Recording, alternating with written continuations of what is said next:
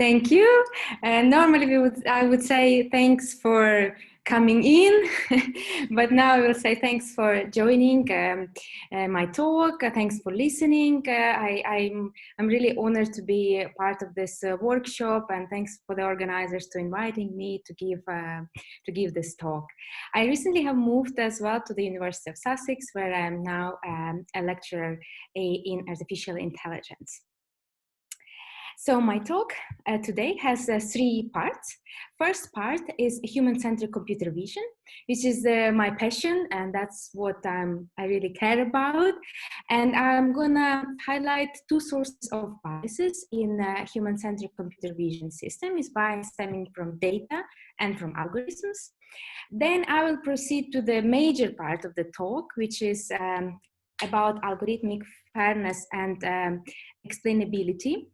So the two very recent works on machine learning methods for algorithmic fairness, such as data-to-data translation and contrastive examples that address biases in human-centered computer vision. And I will also conclude with some interesting future directions and challenges.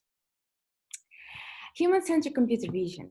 It's an AI system where automatic decisions are made about humans based on their behavior and appearance from visual data.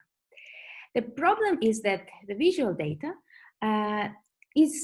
such visual AI system is at risk of discrimination or unfair treatment of individuals based on their gender, race, age, or other protected characteristics because they could be predicted from visual data. So I have here three examples of biased human-centered computer vision applications where some of the demographics are made less visible or even completely invisible than the others. So in face recognition systems have been widely criticized for having a poor performance when recognizing Black women. Well, Google even labels Black skin faces as gorilla not so long ago, right? So in emotion analysis technology, they assign more negative emotions to the Black man faces than to the white man faces. So essentially, Black people need to smile more to compensate for this ambiguity and misinterpretation of the technology. And finally, the best performing AI system in pedestrian detection, it is also the one that has children and female pedestrian miss rates almost double as of adults and males. This, of course, becomes very crucial in all sorts of applications, starting from job hiring, law enforcement, scanning faces to identify threats to public safety, and so on, and autonomous driving. So I think that the goal or the aim of human-centered computer vision is really to account for all demographics when developing automated systems. So I want to focus on two main sources, two categories of sources of bias in this talk, stemming from training data and stemming from the algorithms themselves. So when we talk about bias stemming from bias training data, there are actually three types of biases there. So the first one and the most studied one in computer vision is a sampling bias, when the data sample on which the algorithm is trained is not representative of the overall population, right? So we can have faces in Europe or train a recognition system here, and then we would like to deploy it worldwide, and so on. We can have the other source is selective labels, when we only observe the outcome of one side of the decision. I think these kind of examples have been reoccurring today very frequently, right? So in university admissions, we don't have data on performance of the applicants who were not admitted.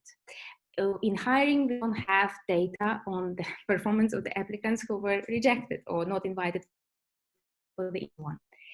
And finally, it's a proxy labels. So we have proxy labels most of the time instead of true labels. So in predictive policing, we do not have data on who commits crimes, but we have data on who is arrested. In hiring, we don't know who is actually truly exceptional candidate. We only have data who has been hired, and so on. So today, and because I'm mostly in computer vision, I'm going to talk about the sampling bias, so that's the first source.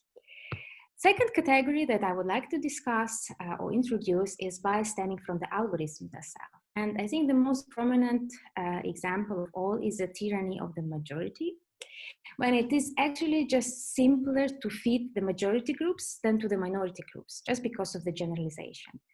And yes, of course, the more data means a smaller error. And minority groups, by definition, they have little training data, or less data. So this could potentially lead to higher error rates on the minority group.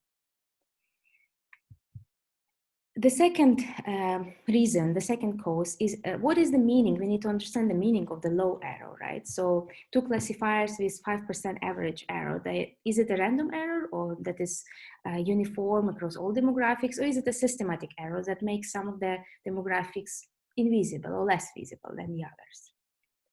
And finally, the feedback effects that has been mostly studied or only studied in the machine learning community, where the model at time t+1 has to consider training data plus decisions of the model at time t. Why is this important? Because the decisions that we do now, especially the one that is for the desired outcome, getting invited for the job, getting the bank loan, and so on, then they will affect the state of the person that gets this desired outcome. So as the state of wealthiness, the health, the further opportunities, right? So it will affect the future of this person and will give better opportunities, and reverse in the opposite side. So again, for the sake of time, and I will be mostly focused on the first cause, which is the tyranny of majority. I said that both of these groups can appear together, and actually one can cause the other. So the sampling bias can cause tyranny, and this has been shown already in 2017. So in the IMSU situation recognition data set, we see the example of the activity cooking, and it is over 33% more likely to involve females than males in the training set. So when the algorithm is trained on this kind of data, it further amplifies this disparity to over 68% on test data. And my also one of my very favorite examples from the computer vision fields, and also about algorithm being right for the right reason, as Christian was pointing out today as well. So the example of captions of images, where we want to predict the caption of an image, and the baseline predicts whether it's a man or a woman, not by looking at the person, but by predicting the activity. So a man sitting at the desk with a laptop computer, if you visualize the heat map of activations of that neural network, where does it look at? It's look at the monitor, the desktop. So it doesn't even look at the person. So if you want to make sure that the caption says if a woman sitting in front of the laptop computer, then at least it should point out, or it should have an evidence of that it is looking at the person, and so on. So now I will move to the second part of the talk, or what are the ideas of algorithmic fairness methods, with the importance of the possibility of being able to explain this driven the computer vision field nowadays, and how can we merge them together? How can we join forces? So one idea is to go into data-to-data translation. So learn a fair representation that that can be stay in the data domain as is. So it could help to mitigate the sampling bias, and use contrastive examples to rebalance the data set and to try to tackle the issue of tyranny of majority. So, of course, learning fair representation have been widely studied in machine learning. But the typical scenario, I really like this, this simple illustration of learning fair representation baseline. So what is mostly has been done is that we learn a fair representation in the latent space, set. So we have an input in input X, we encode it, and then the Z we can make fair, or we can make unbiased. But the problem is that I'm from computer vision field, and I really want to understand and visualize a learned fair representation. And that was a bit dissatisfying. So the motivation was, can we develop a fair system that preserves the semantic of the input domain when learning a fair representation. So can we preserve, can we do it somehow in the image domain or whatever tabular domain, but and learn a fair representation in there. So the idea was inspired by the work on the attribution map in computer vision. So we had this idea with Novi and Oliver in our CVPR 2019 that maybe we can learn a representation that can be kind of overlaid back to the input data, similarly to the attribution maps in computer vision. So specifically what we propose to learn a fair representation, which has the protected attributes being removed, but remains in the space of X. So we had, of course, we have an assumption, we have our main conjecture is that we can have a disentanglement of the features of the data into spurious and non-spurious components. So the representation can be disentangled. And the spurious component is the one that is dependent on the protected attribute, and the non-spurious one is the one that is independent of the protected attribute.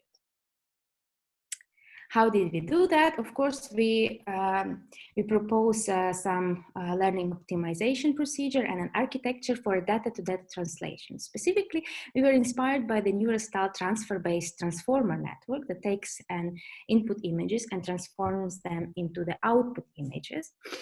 And so our network has just 3 convolution layers, 5 residual layers, and 3 upsampling layers. And so the input are the real images and the output are the translated images. And the main objective for learning for the optimization was as follows. There's different loss terms. Some of them are quite standard. So we have, for example, prediction loss. Prediction loss here is the one that we use the translated images to do some task. We need to perform a task in the end, so to predict the label Y. So that's the prediction loss. The reconstruction loss is the one that enforces the input and the output, the translated image to be similar. And finally, we have the decomposition loss. So how to enforce that decomposition to spurious and non-spurious representation. We propose to do it by minimizing the dependency or optimizing the dependency measure between the learned representation and the protected attribute S. So specifically, we have 2 terms. The non-spurious loss is the one that minimizes the dependency via HSIG, Hilbert-Schmidt independence criteria. So minimize the dependency between the learned image representation, the one that is translated, and the sensitive feature S. At the same time, we maximize the dependency of the residual between the input and the translated one and the sensitive attribute. So we minimize the translated one dependency on S, and we maximize the dependency of the residual, so what we want to subtract from the input image. And we phrase it into this optimization procedure. Note that here we condition on label Y equal +1 because we enforce the equality of opportunity algorithmic fairness matrix to bring it to the desired label or desired outcome. Well, if you were able to ask me questions now, perhaps you will be wondering, why can't you do this with GANs? The one thing that we can't do with GANs directly, because we need to perform a translation from the input to the non-spurious domains. And for that, we need the real samples. They might not need to be in correspondence, but we need to have real samples of real images and non-spurious images, and we don't have them. So that's why it was not possible to directly train GANs. But we have explored something interesting with GANs, and I will show you in a bit. So our results, we did the results on the Celeb-A dataset. This is the most frequently used dataset for generative adversarial networks nowadays and in computer vision. So it has celebrity face images, over 200,000. Each image comes with annotation of 40 attributes, and they are mostly about the celebrity, so to describe their appearance. So it could be facial appearance, whether there is makeup or not, wearing lipstick or not. It could be also whether or not there is earrings, necklace, tie, there is I don't know, hat, eyeglasses, and so on. So this kind of attributes. Then there are also attributes that are gender, the sensitive ones. So there is gender, binary gender, and binary age. So there is young and old. And there are some other attributes like smiling and attractive that could be considered as the desired or having positive impressions in the celebrity world. And so what we did, we considered the attribute smiling as our task. So the task of the system to perform. We consider gender as a binary protected attribute. So what we compute the accuracy of original image representation, and then it was around 90%. And then the TPR difference is our measure of fairness, which is equality of opportunities. So we want it to be equal opportunities across two demographics groups. So the smaller, the better. And then when we compute the our proposed network with fair image representation in the data domain, we actually managed to mitigate the bias. We managed to reduce the TPR difference, and actually in this example, it was helpful to actually even increase a little bit the accuracy. I had some visualization of the non-spurious and spurious representation that we could overlay. It's not actually very obvious, but what was obvious from visualizing lots of them is that the system is mostly focused on the eyes areas and lips areas. And remember, this is the task of smiling. So these areas that corresponds to activations of facial action muscles in our face when we do smile. So that was quite encouraging. But it was very encouraging because this was almost like the first result ever that was doing any sort of fairness learning metrics in the data domain of images. But still, it was a little bit dissatisfying in a way that the kind of transformation looked very coarse. So it's like, okay, just a few areas of the image. It was most of the time like that. So can we get, we were hoping to get something a bit more intense and more semantically meaningful, also a bit more interesting results. So what we did apply the data to data translation 2 times. And the first time we applied to attributes representation that we have in the data set. So we have this 40 attributes. So remember, we take 1 attribute out for the classification task, 1 attribute out for the sensitive attribute. So we end up with 38 attributes. So we do our framework transformer network for the attribute to attribute representation to learn the non-spurious one. And then after we have learned it, we can we can have a conditional GAN model, the one that accepts the attributes as an input, and then we can synthesize this kind of image-to-image translations with the attributes that are non-spurious. So what was interesting, so you can see what can we get with these attributes. I think in this case we were using attractiveness as the classification task. So we have input and output. And we also looked, we have a lot of analysis in our paper, but we also looked in sort of what kind of attributes has been changed from the original one to the translated one in order for it to be classified correctly. And in this case, if we look in the group of males, we looked at a lot of changes that have to be made. They were more related to like makeup and wearing lipstick and arched eyebrows and so on. So that's why you can see that this, after we applied bond to our images, of course, that you can see that's kind of changes that happen to the faces. We did also a similar study for the adult data set, and you can see the results in our paper. It's also very interesting, and the analysis of which features are changing is also quite interesting. But what I wanted to point out in terms of computer vision, so the only other approach that we knew that has been doing data-to-data translation in the data domain was the fairness GAN. And the only way to compare with them is that this method is the one that kind of tries to take the data set and produces a new data set that is fair version of the old data set. But the way to visualize the images in this new data set, it can only be visualized like a mean or like an average image that is in the center of this two squares, and with the principal component around them, so for attractive and non-attractive people. So it doesn't provide like a per sample kind of visualization. It's more like a data set aggregation result. Well, after this, we realized that learning a fair representation that is genderless is really difficult, given in the computer vision, in the computer vision domain. And we were thinking, we got inspired, and like we were thinking, can we provide some different individual level explanation of FAIR system without this need of learning a FAIR representation that is difficult to learn. And then we end up proposing a new method that I'm really excited about with contrastive examples. And we've been talking so much in this workshop about counterfactual, which is really, really nice to have this now in the end of the workshop. So it was centered, the idea was centered, it's quite intuitive around the ideal data set.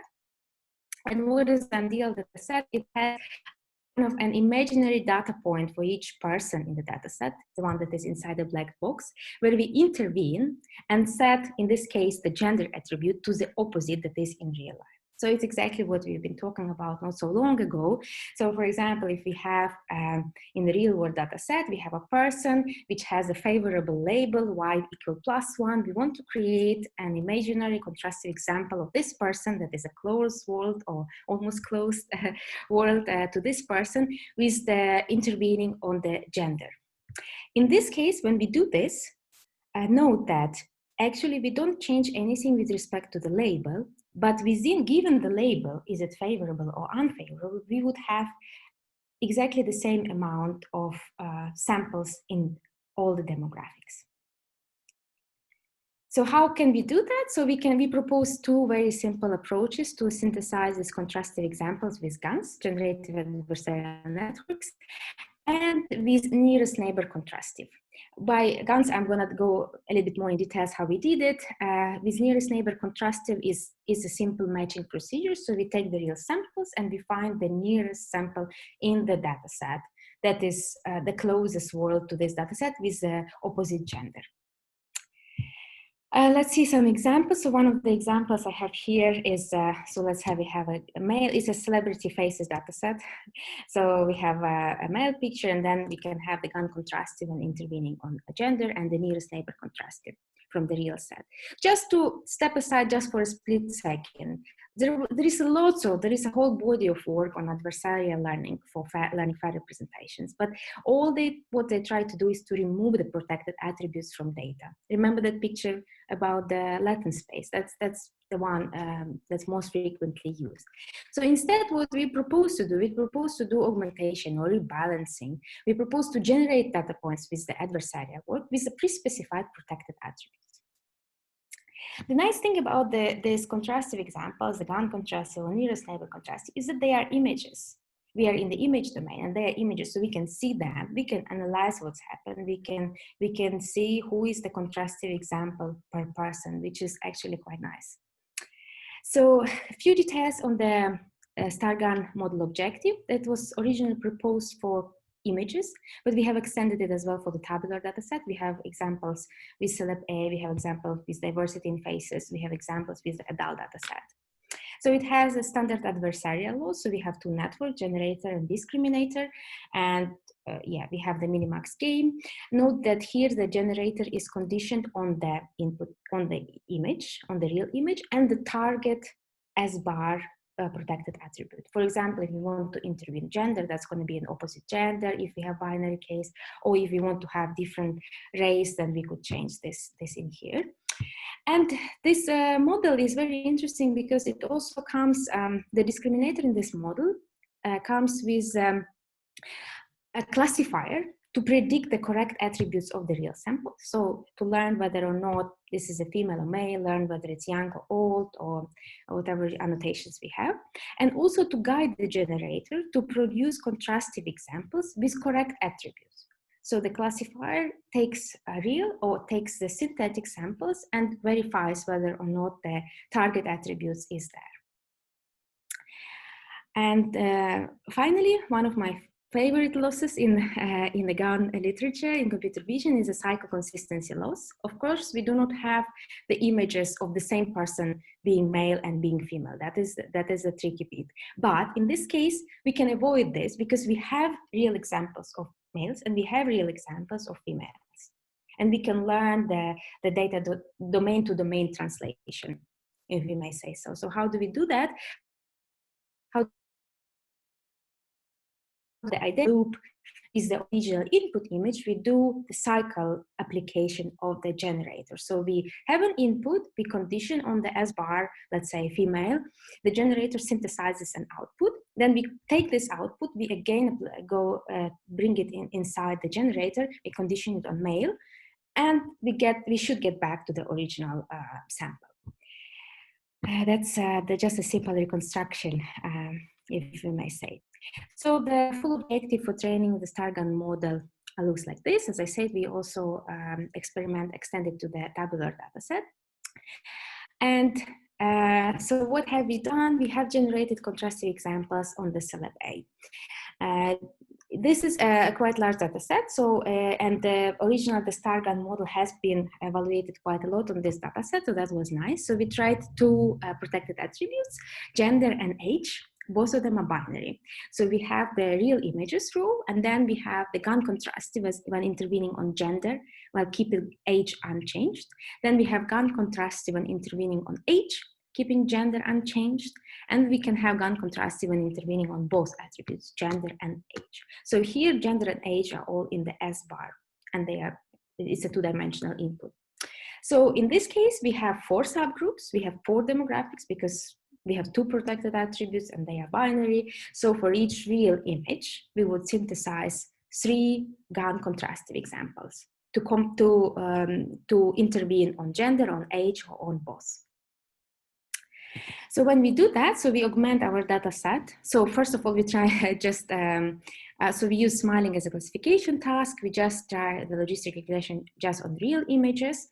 And then we try the logistic regression on real and GAN contrasts. So when we augment our real data set with the contrastive examples, then we try logistic regression on real and nearest neighbor contrastive. So the results were quite encouraging. So we in here we have both measures, TPR difference and FPR difference, which reflects the equalized odds. TPR difference reflects equality of opportunity fairness metrics. They should be the lower the better. So in this case, because we have 4 demographics, then we take all the pairwise difference between every single subgroups, and then we average the result.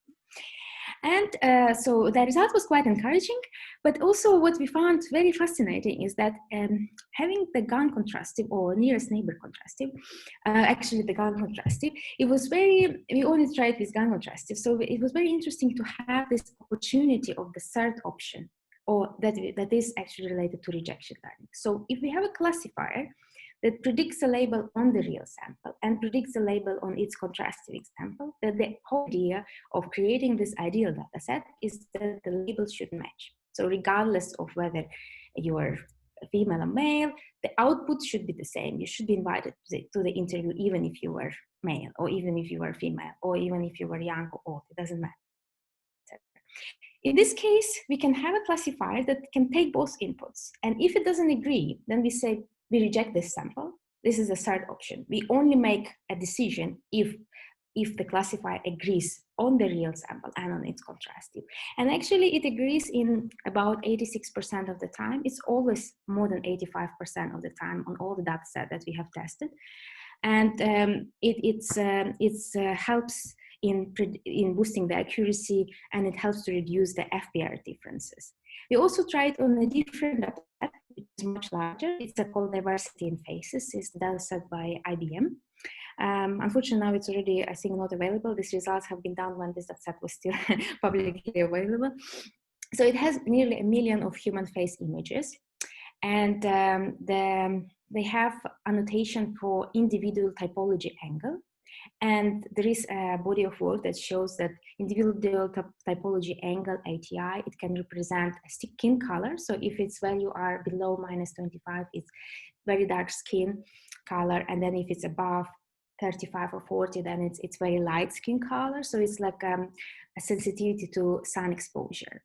And we use this ATA score that was provided in the dataset to binarize the sensitive attribute related to ethnicity. And we studied the task of age classification with 7 age groups that has been shown previously in computer vision that there is a bias towards race when we do age classification. So in this case, the data set is quite large after a bit of pre-processing and face alignment. So we end up having about 100,000 images in training and 100,000 in testing.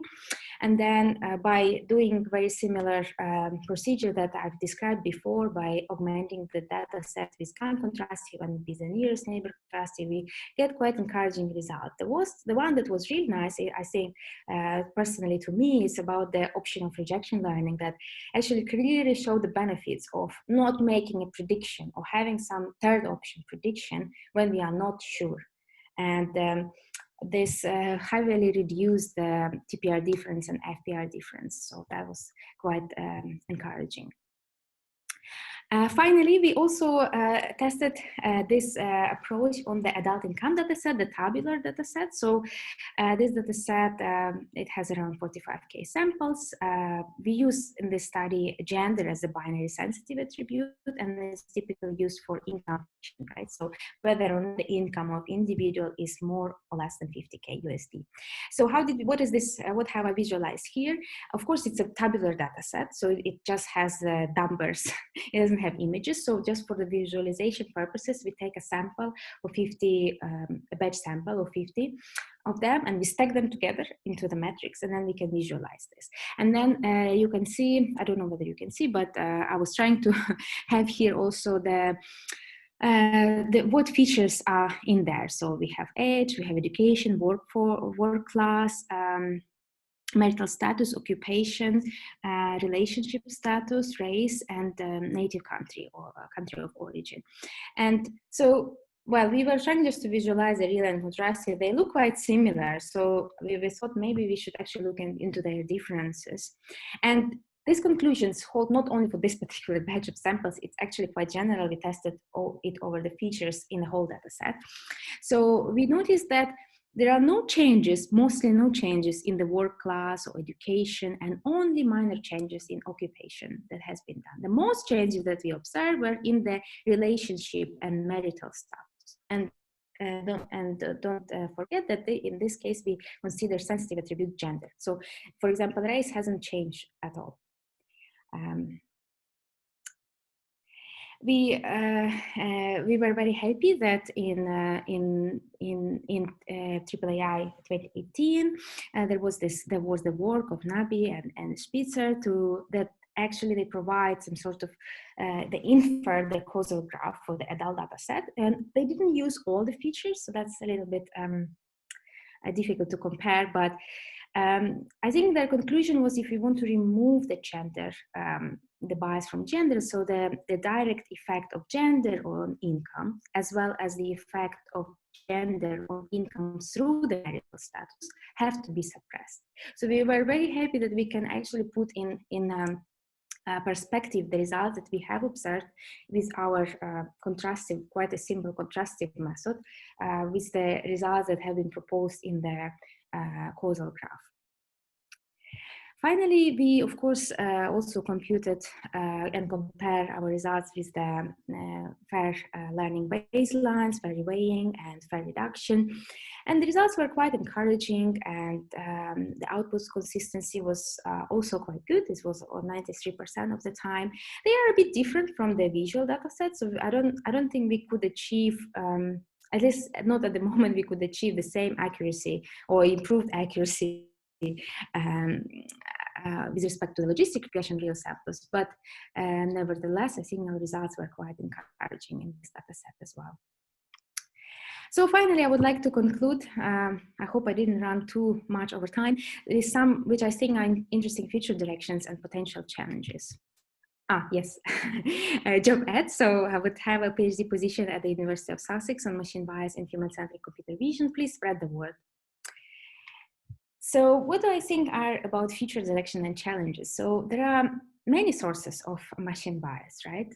The data, how it's been collected, curated, the features, how they are being learned or designed, the architecture, the network the model, the objective function, what's being minimized, and actually how the system is being deployed. I think, at least in computer vision, what has been mostly done so far is exclusively the first source, the data set bias. So by collecting larger data sets, trying to balance the samples, the demographics in different groups, that's what has been addressed in computer vision. But as you see, large scope for work, which is really exciting.